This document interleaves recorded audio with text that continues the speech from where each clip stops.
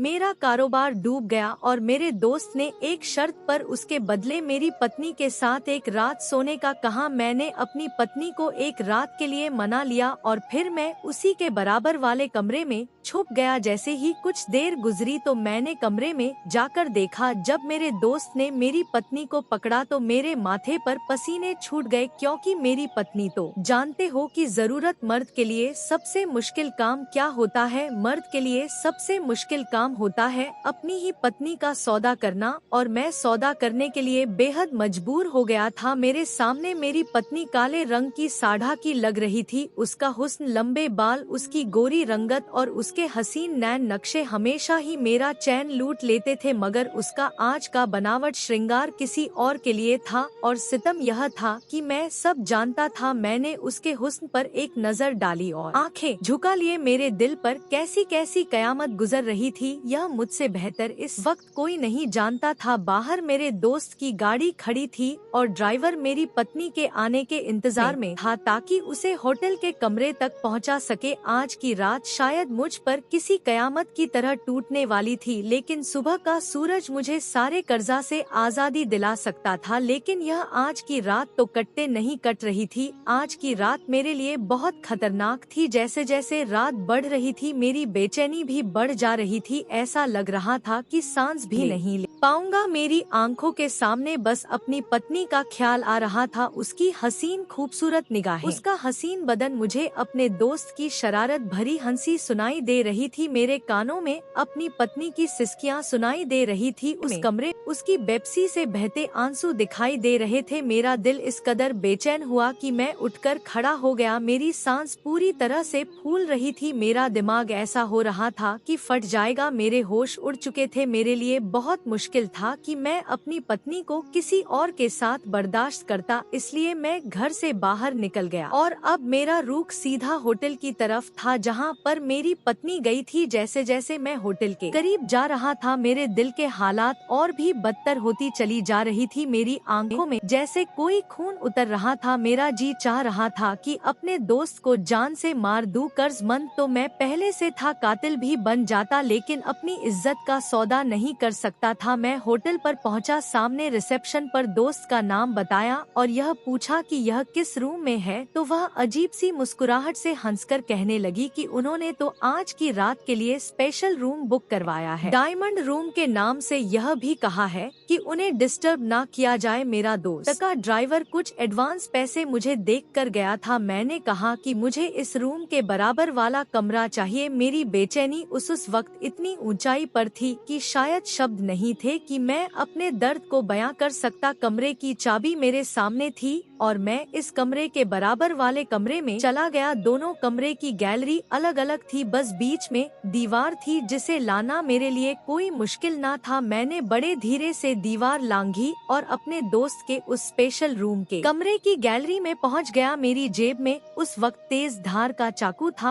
और मैं इरादा कर चुका था कि मैं उसे छोड़ूंगा नहीं, चाहे मेरी जो हालत हो जाए। लेकिन जैसे ही मैंने जरा सा गैलरी के शीशे को दरवाजा खोला तो कमरे के अंदर का मंजर देखा तो मेरे होश उड़ गए। मेरे हाथ से चाकू जमीन पर गिर गया था। मेरे हाथ पूरी तरह से कप रहे थे। मेरे पूरे वजूद पर जैसे कयामत आ गई थी, क्योंकि मेरी पत्नी और मेरा दोस्त, अपने दोस्त की बात सुनकर मैं उससे नजर नहीं मिल पा रहा था। हम फास्ट फूड के रेस्टोरेंट में बैठे थे। मेरे सामने रखी गोलमेज पर अलग अलग प्रकार के बर्गर मौजूद थे। मेरा दोस्त बैठा मुझे दो टूक देखे जा रहा था। कहने लगा, अच्छी तरह सोच लो, कोई जबरदस्ती नहीं है, वक्त लेना चाहो तो ले सकते हो, लेकिन सिर्फ आज रात का, इससे ज्यादा मैं तुम्हें वक्त नहीं दे सकता। शायद इसके लिए वह सब कहना आसान था, लेकिन मेरे लिए आसान नहीं था। लेकिन उस वक्त में कर्ज में डूबा हुआ था, इतना कर्जमंद था कि अपनी पत्नी के बारे में ऐसी बात सुन रहा था जो कि मर्द की गैरत पर गहरी चोट होती है। मेरे दोस्त ने जब मुझे यूं चुप और खामोश देखा तो कहने लगा, खाना तो खा लो, इसके पैसे नहीं लूंगा। यह कहकर वह मुस्कुराया था। कहने लगा, तुम ज्यादा इस चीज को सोच रहे हो। हालांकि जिस माहौल में हम रहते हैं यह तो एक आम सी बात है, तुम्हें यकीन नहीं आएगा लेकिन मेरे पार्टनर अपनी पत्नी को खुद होटल के कमरों में भेजते हैं। करोड़ों रुपए का कॉन्ट्रैक्ट पेपर एक रात में साइन हो जाता है। तुम भी मालदार हो जाओगे। मैं दोनों हाथों की मुठियां नीचे नजर झुकाए कैसे उसकी बकवास सुन रहा, यह मैं ही जानता था। बेबसी और मजबूरी इंसान को ना जाने कैसे कैसे समाज के रंग दिखाती है। सामने बैठा मेरा दोस्त बड़े मजे से बर्गर खा रहा था, लेकिन मैं यूं था कि जैसे जान हलक में लिए बैठा हूँ। मुझे याद आने लगा कि मैं बड़े घमंड से कभी यह भी कहता था कि जिस मर्द में गैरत नहीं उसे मर्द कहने का कोई हक ही नहीं है। और आज मैं जो कुछ अपनी पत्नी के लिए सुन रहा था मेरे लिए मौत के बराबर था। आपने ऐसी बहुत सी औरतें देखी होगी जो अपनी मजबूरी की वजह से खुद को दूसरों के सामने बेच देती है, लेकिन शायद मैं पहला मर्द था जो अपनी मजबूरी के खातिर अपनी पत्नी को एक रात के लिए बेचने का सौदा कर रहा था। मेरी वह पत्नी जो हमेशा बहुत ही प्यार से मेरे साथ रहती थी, मेरी बहुत ही इज्जत करती थी। आज तक मेरे अलावा उसे किसी ने छुआ तक नहीं था, छुना तो दूर की बात उसे किसी ने देखा तक नहीं था। मुझे याद आने लगा जब भी हमें शादी पर जाना होता तो पूजा जब दुपट्टे से घूंघट निकालती तो मैं उसे कहता कि तुम भी क्या हर वक्त खुद को लपेट रखती हो। शादी पर सब औरतें तैयार होकर आएगी, मेकअप समेत वह खूबसूरत लगती है। तुम तो वैसे ही बेहद हसीन हो। मैं चाहता हूँ कि तुम भी तैयार होकर आओ ताकि सब औरतें तुम्हें देखती रह जाएं और कहे कि आलोक की पत्नी कितनी खूबसूरत है। मेरी बात सुनकर वह मेरे गले में बाहें डालकर बड़ी मोहब्बत और लगाव से कहने लगी, मेरा हुस्न सिर्फ आपके लिए खास है आलोक। में इन लोगों को दिखाकर काम क्यों करूं? मेरा तो जी चाहता है मुझे आपके अलावा कोई आंखें ना देखे। पूजा की बात जैसे अभी मेरे कानों में गूंज रही थी। मेरी आंखों से दर्द के आंसू निकल रहे थे। मैं अपनी ऐसी शरीफ पत्नी का सौदा करने जा रहा था। नहीं नहीं, मुझे यह सब स्वीकार नहीं था। मेरे दिल की आवाज जुबान पर आई थी। मेरे दोस्त का बर्गर मुंह के करीब था, हाथ में ही रह गया। एक पल में मुझे अजीब सी नजरों से देखने लगा, फिर कहने लगा, ठीक है कोई परेशानी नहीं है, लाओ निकालो मेरे 80 लाख रुपए। अपने दोस्त की बात सुनकर मेरी आंखों में जमा पानी सीधा मेरे गालों पर गिर गया था। लेकिन मैं कोई कमजोर मर्द हरगिज नहीं था, बहुत मजबूत दिल का था, लेकिन अब टूट चुका था। मैंने फिर अपने दोस्त से कहा कि मुझे थोड़ा वक्त तो दो, इतनी बड़ी रकम का इंतजाम एक साथ में कैसे कर सकता हूँ और एक रात के अंदर कैसे लेकर आऊँगा। वह कहने लगा कि मैं तुम्हें और वक्त नहीं दे सकता, तुम्हारे पास आज की रात है, या तो तुम मेरी बात मान लो या फिर पैसों का इंतजाम कर दो। मैं वहाँ से उठकर बाहर निकल आया। हालांकि मौसम ठंडा था, हवाएं भी ठंडी चल रही थी, लेकिन मुझे घुटन का एहसास हो रहा था। इस कदर शिद्दत से हो रहा था कि सांस लेना भी भारी लग रहा था। मैं जाने कैसे अपने घर पहुँचा था। रात का 1 बज गया था। मैंने दरवाजे की बेल बजाई तो फौरन से पूजा की आवाज आई। मैंने कहा, मैं हूँ, दरवाजा खोलो। उसने फौरन से दरवाजा खोला। मुझे देखकर कहने लगी, आप कहाँ रह गए थे? कब से आपका इंतजार कर रही हूँ। मैं क्या जवाब देता कि मैं कहाँ से आ रहा हूँ। मैं कोई जवाब नहीं दिया और खामोशी से मरे मरे कदमों से अपने कमरे में जाने लगा तो पायल मेरे पास आ गई, कहने लगी, अमन आपने जवाब नहीं दिया। मैंने कहा कि मेरे सर में दर्द है। वह कहने लगी कि अमन मैं आपके लिए खाना गर्म कर दूं। मैंने नहीं में सिर हिला दिया। मैंने कहा कि मैं खाना खाकर आया हूँ, जबकि वहाँ खाने के लिए सब कुछ मौजूद था, लेकिन मेरी भूख तो दोस्त की बात सुनकर ही मिट चुकी थी। पूजा मेरे पास आ गई, मेरा चेहरा देखने लगी, कहने लगी, क्यों झूठ बोल रहे हो आलोक? मुझे पता है आपने कुछ नहीं खाया और मैं भी आपका इंतजार कर रही थी, तो मिलकर खाना खाते हैं। पूजा की यही तो बात थी। वह मेरी आँख में झांक कर मेरे दिल के हालतों को बता देती थी, या शायद पति पत्नी का रिश्ता ही कुछ ऐसा होता है कि शब्दों की जरूरत नहीं पड़ती। बहरहाल तो खाना गर्म करके ले आई। खाना क्या था, बस खाने के नाम पर सिर्फ दाल और चावल थे और सूखी रोटियां। मैंने एक नजर खाने पर डाली और दूसरी अपनी वफादार पत्नी पर, जिसने हर तंगी में मेरे साथ बड़े सब्र और खामोशी से गुजारा किया था। कभी मुझसे शिकायत नहीं की थी कि तुमने मेरे लिए क्या किया है। मैं पूजा पूजा का चेहरा देख रहा था, उसका वह हुस्न जो सिर्फ मुझ तक सीमित था, आज मेरी वजह से जब पूजा ने मुझे खामोश बैठे देखा तो वह वाला बनकर मेरे मुंह के पास ले गई, कहने लगी खाना खाएं और सारी फिक्र भूल जाइए। मैंने उसके हाथ से निवाला लिया, खाना उसी ने मुझे खिलाया था। फिर मुझसे पूछने लगी कि बताएं क्या कहा आपकी दोस्त ने, वह आपकी मदद करेगा। अपने दोस्त के पास जाने से पहले पूजा से कह कर गया था कि मेरे दोस्त ने मुझे बुलाया है, वह कह रहा है कि मेरी मदद करेगा, तुम प्रार्थना करना कि मामला बन जाए। लेकिन जो शर्त मेरे दोस्त ने रखी थी वह मैं पूरी नहीं कर सकता था। मैंने नहीं में सर हिला दिया, मैंने कहा नहीं, वह मामला भी नहीं बना। यह सुनकर पूजा के चेहरे पर भी मुरझाहट की लकीरें गहरी हुई थी, लेकिन फिर भी मुझे तसल्ली दे रही थी कि आप फिक्र ना करें। मैंने कहा कि वह कल ही मुझे पैसे मांग रहा है, मैं कहां से दूं। मैंने उसका हाथ थामकर बेबसी से कहा, वह कहने लगी उससे कुछ वक्त ले लो, मेरे पास जो कुछ था अमन में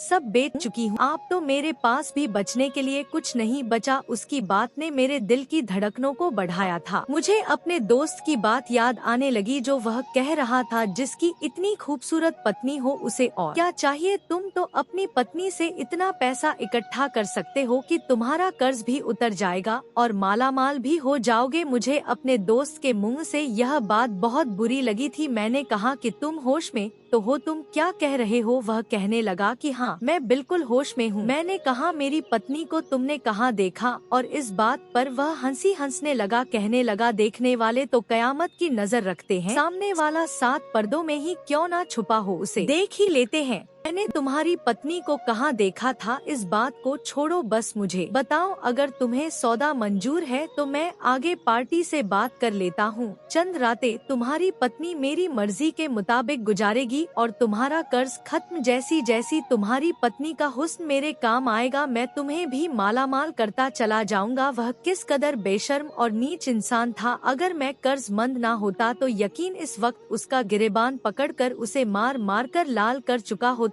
कम वक्त कर्जदार वालों की लोगों की नजर में 2 टके की औकात नहीं होती, इसलिए जिसका जो दिल चाहता है वह कह देता है। जरा सा टेढ़ा जवाब दो तो कहते हैं लो पैसे निकाले हमारे। रात को यह सोचते ना जाने कब मेरी आंख लग गई थी, लेकिन सुबह किसी ने बुरी तरह से हमारा दरवाजा खटखटाया था। मैं और पूजा एकदम बैठे थे। मैं फौरन कमरे से बाहर निकलकर मेन गेट का दरवाजा खोला तो सामने मेरा दोस्त पुलिस की गाड़ी के साथ खड़ा था। पुलिस ऑफिसर हवलदार भी थे, मुझे गिरफ्तार करने आए थे। मेरा दोस्त ऑफिसर से कहने लगा कि इस आदमी ने मेरा पैसा नहीं दिया है, लेकिन इसका दीवाला निकल गया है, इसके पास एक फूटी कौड़ी तक नहीं है कि मैं इसे मोहलत दूं, इसीलिए इसे गिरफ्तार करके जेल में बंद कर दो। इससे पहले कि वह ऑफिसर मुझे हथकड़ी पहनता, पूजा शायद गेट के पीछे से मुझे देख रही थी, कहने लगी भगवान के लिए मेरे पति को मत पकड़ कर ले जाओ, यह बेईमान नहीं है बस हमें थोड़ी सी मोहल्ला दे दो, हम आपकी पाई पाई चुका देंगे। यह सुनकर मेरा दोस्त मुस्कुराने लगा, कहने लगा मैंने तो इसे बहुत आसानी दी है, लेकिन आपके पति को वह मंजूर नहीं है।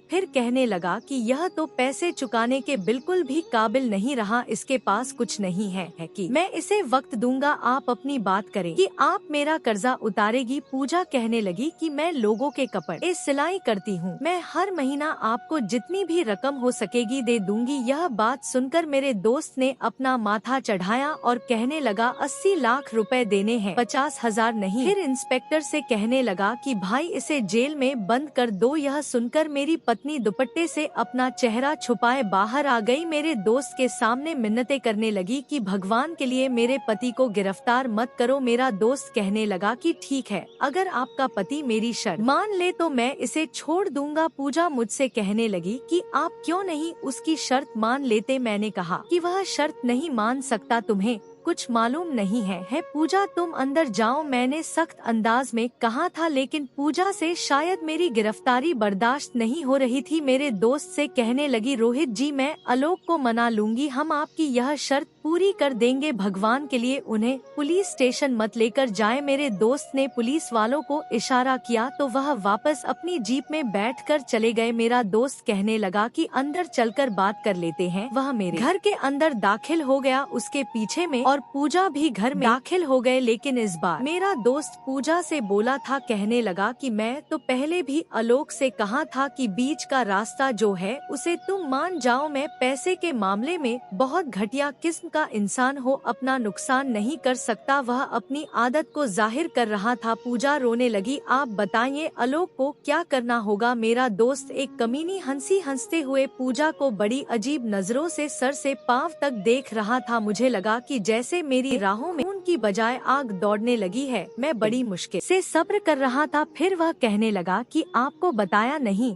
अमन ने कि मैंने क्या शर्त लगाई है? पूजा ने नहीं में सर हिला दिया। अब भी उसका चेहरा छुपा हुआ था। मेरा दोस्त कहने लगा, देखें अगर आप चाहती कि इसका कर्ज माफ हो जाए तो मैं इसे एक अच्छी खासी रकम कारोबार के लिए भी दूंगा, तो उसके लिए आपको कोशिश करनी होगी। यह कहते हुए पूजा के करीब होने लगा, लेकिन मैं बीच में आ गया, अपने दोस्त को हाथ से पीछे किया और कहा कि मेरी पत्नी ऐसा कुछ नहीं करेगी। तुम जाओ यहाँ से और जो कर सकते हो कर लो। मुझे पुलिस में पकड़ा दो या फिर फांसी चढ़ा दो। मेरी बात सुनकर पूजा रोने लगी, कहने लगी, आलोक आप है तो मैं हूँ, मुझे पूछ लेने दे इनको क्या काम है। मैंने कहा कि तुम नहीं जानती इस आदमी को, जो यह कह रहा है वह काम तुमसे कभी नहीं करवा सकता। लेकिन पूजा कहने लगी कि वह भी मजबूर है। कहने लगी, मैं आपको कभी भी जेल की सलाखों के पीछे नहीं देख सकती। यह सब अभी ही हो रहा था। तब दोस्त ने पूजा को अपनी शर्त बताई तो कुछ पल तो वह फटी आंखों से मेरे दोस्त को देखने लगी। उसके बाद एक नजर मुझ पर डाली तो मैं था कि जमीन में गड़ चुका था। मैंने फौरन उससे अपनी नजर नीचे कर ली। उसके बाद वह नहीं रुकी, फौरन से कमरे में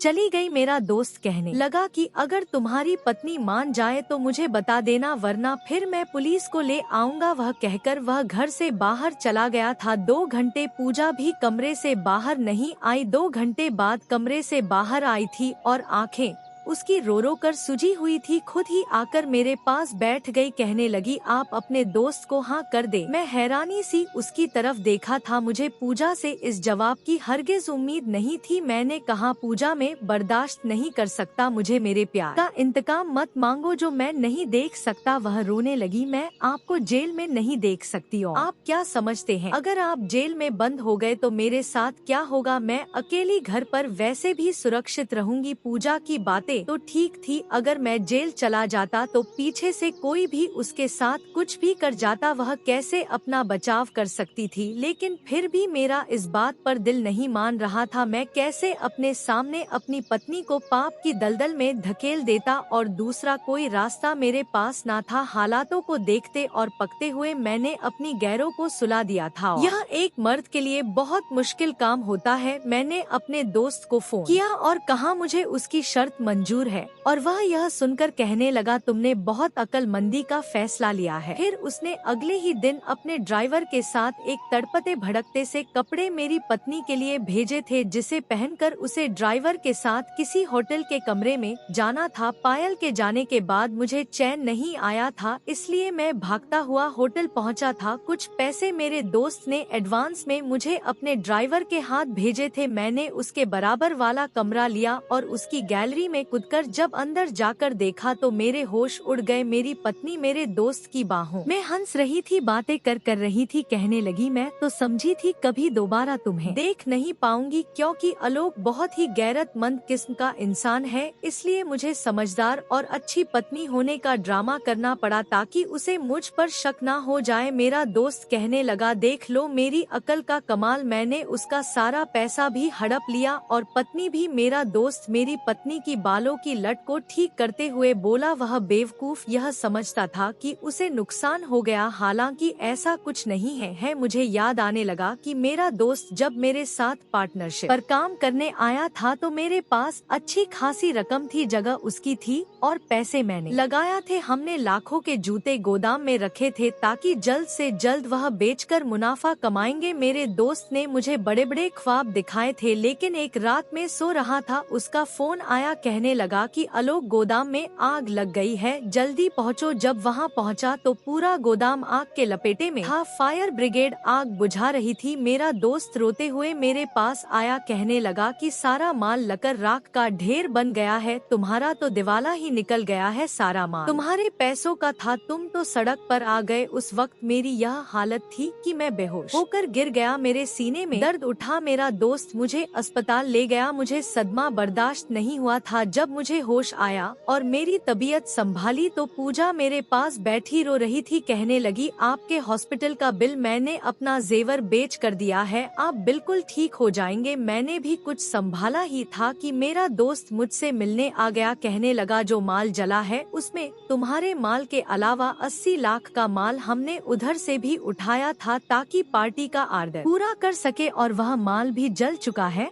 और वह आदमी पैसे का तमाशा कर रहा है। मैंने कहा मैं कहां से इतनी बड़ी रकम दूं? तो वह कहने लगा यह तो तुम्हें सोचना चाहिए क्योंकि नुकसान तुम्हारा है। मेरा दोस्त और मेरी पत्नी मुझे मिलकर धोखा दे रहे थे, क्योंकि अब वह कबूल कर रहा था कि गोदाम में आग लगाने से पहले वह माल निकाल चुका था, जो जला था वह बेकार और खराब माल था, और यह सब उसने मुझे फंसाने के लिए किया था ताकि मेरे सामने मेरी पत्नी के साथ रंग रंगीली मना सके। उसी वक्त मेरे पास मोबाइल मौजूद था, मैंने उसकी वीडियो बना ली और वहाँ से सीधा स्टेशन चला गया और अपनी बीवी और अपने दोस्त की रिपोर्ट पुलिस स्टेशन में कर दी। उन्हें जालसाजी के जुल्म में गिरफ्तार कर लिया था और आज मैंने अपनी बीवी को तलाक दे दी और अपनी जिंदगी खुशी से गुजर रहा हूँ। तो दोस्तों, अगर आपको यह कहानी पसंद आती है तो वीडियो को लाइक करें और चैनल को सब्सक्राइब करें और बेल आइकन पर क्लिक करें और इसे ऑल पर सेट करें ताकि आपको नई वीडियो की सूचना तुरंत मिल जाए।